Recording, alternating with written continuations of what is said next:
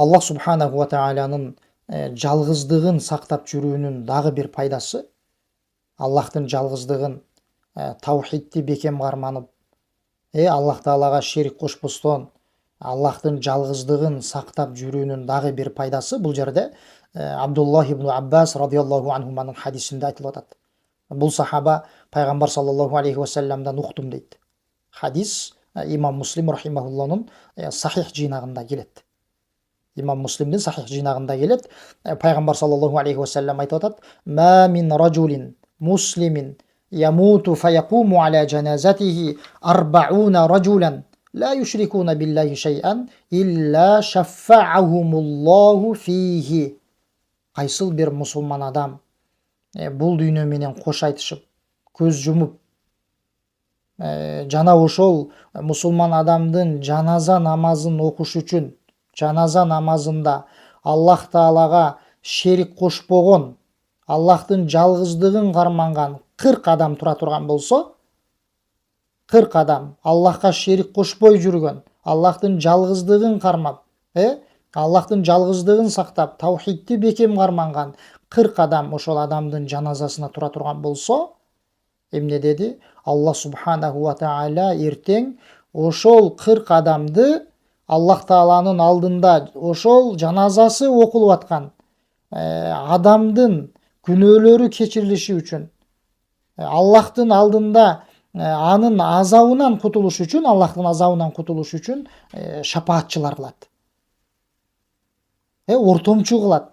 Аллах субханаху ва тағала өзүнүн жалгыздыгын сактап жүргөн пенделерине сый урмат иретинде, таухидти бекем карманган пенделерине сый урмат иретинде жанакы жаназасы окулган адамдын жаназасында тургандыктары үчүн, Аллахтын жалгыздыгын сактагандыгы үчүн, караңыздар, Аллахтын жалгыздыгын сактап жүргөндүгү үчүн эмне деп атат?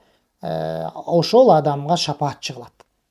Ертең алар Аллах субханаху ва тағаланың алдында күнөөлөрү кечирилиши үчүн, Аллахтын азабынан кутулушу үчүн, бейишке кириши үчүн шапаатчы болушат, колдоочу, ортомчу болушат. Бул деген сөз, урматтуу мусулман бир туугандар, демек Аллах субханаху ва тағаланың жалгыздыгын, тагыраак айтканыбызда таухидти таза, бекем карманып жүрүүнүн пайдасы.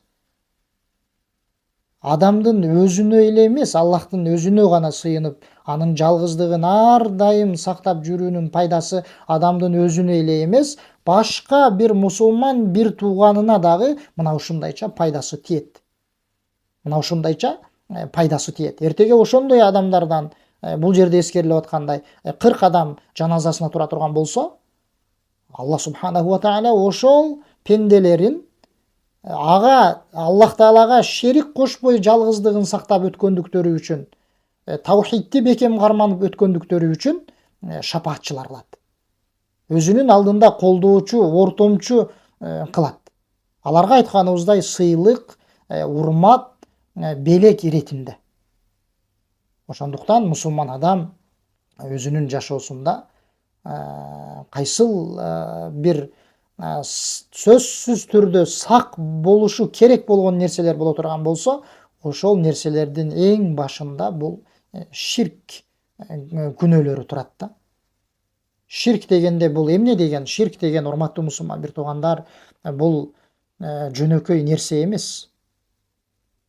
Бул ширк деген Аллах субханаху ва тағала тыюу салган күнөөлөрдүн эң чоңу. Бул Аллахтын жалгыздыгына доо кетире турган күнөө. Аллахтын жалгыздыгына, ал заттын улуулугуна, жалгыздыгына шек келтире турган күнөө. Ал кандай күнөө? Ал күнөө, урматтуу мусулман бир туугандар, динибиздеги кандай ибадат болбосун, кандай салих амал, Аллах Таалага кулчулук кылыш үчүн, Аллахка сыйыныш үчүн кандай көргөзүлгөн салих амал болбосун, ошол амалды Аллахтан башкага арноо. Аллахтын өзүнө кулчулук кылбай, башка бир жалган кудайларга кулчулук кылат. Кулчулуктун түрлөрү көп. Ибадаттын, салих амалдын, Аллах Таалага жакындоонун түрлөрү, жолдору көп. Эми ошол кандайдыр бир ибадат боло турган болсо, ошол ибадатты Аллахтан башкага арнап коюу. Бул Аллах субханаху ва тааlanın жалгыздыгына шек келтире турган күнөө. Аллах, эй пенделерим, мен силерге бул аламдын бүт бардыгын жараттым. Бирок эми сыйынганда менин өзүмө гана сыйынгыла, жалган кудайларга эмес деп талап кылып турган болсо, эми ширк кылып аткан адам, ошол Аллахтын жалгыз бир акысы боло турган болсо, ошол акысын ал заттын өзүнө эмес, ал улуу заттын өзүнө эмес, жалган бир өзү сыяктуу бир жаратылган, эч бир улуулукка, эч бир Аллахтын бир кандай десек, кулчулукка татыктуу болбогон өзү сыяктуу эле бир жаратылган нерсеге арнап атат да. Бул деген ушунчалык чоң күнөө, урматтуу мусулман бир туугандар. Ошон үчүн бул жерде ошол Аллахтын жалгыздыгын сактап жүрүүнүн пайдаларынын бири эскерилип атат да. Аллахка шерик кошпой, Аллахка ширк кылбай, ал заттын жалгыздыгын сактап жүрүүнүн пайдаларынын бири эскерилип атат. Бул ошол айтканыбыздай ошондой адамдар кайсыл бир мусулмандын жаназасына тура турган болсо, эртең Аллах субханаху ва тааlanын алдында ошол кишилерди Аллах субханаху ва таала шапаатчы кылат, колдоочу кылат. Колдоочу кылат. Мисал үчүн мисал иретинде да дуа маселеси. Динибизде дуа деген тилек айтуу, Аллах субханаху ва тааладан дуа кылып бир нерсе суроо, бул ибадат. Пайгамбар саллаллаху алейхи ва саллям айткандай, ад-дуау хуал ибада деген. Дуа бул ибадат деген. Себеби биз Аллах таалага муктаждыгыбызды билдирип, Раббим күнөөмдү кечир, Раббим мага ырыскы бер, Раббим мага наристе бер, Раббим мага шыпа бер деп Аллахтан тиленебиз. Эми ушул динибизде ибадат болуп эсептелген дуаны Аллахка кылбай, жалган бир башка жалган кудайларга арнап ошолордон тиленип атат. Мисалы бирөө кабырга уруп алып, мүрзөдөгү бир өлүп калган адамдардан сурап атат да. Жок, мусулман бир тууган. Дуаларды кабыл кыла турган жалгыз Аллах. Же дагы бирөөсү бир ошондой бир үңкүрлөргө, мазарларга барып алып, ошол жерде бир улуу инсандар, улуу бир нерселер бар деп ошолордон тилек кылып атат. Мага бала бер, мага ырыскы бер, мени кыйынчылыктан куткар деп.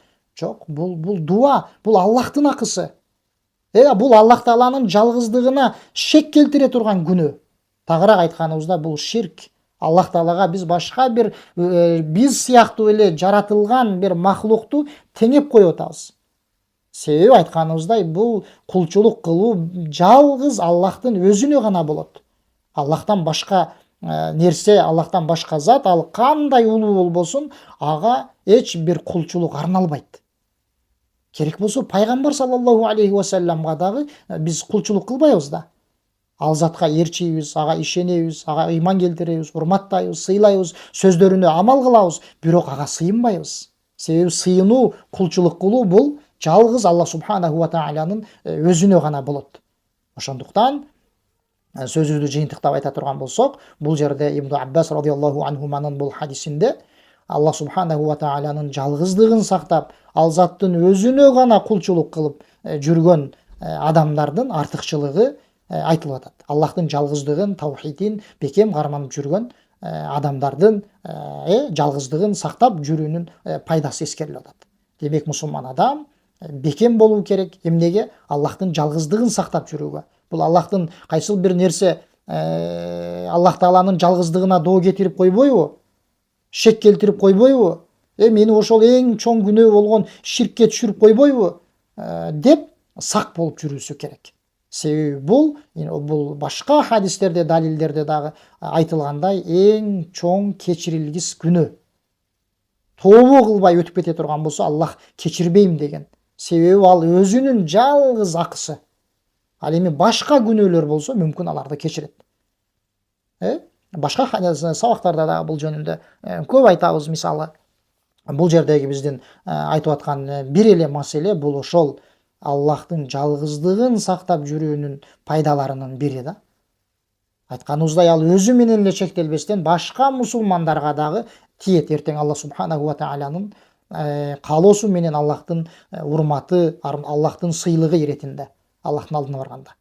Аллах субханаху ва таала баарыбызга пайдалуу илимдерди насип этип буйруган болсун.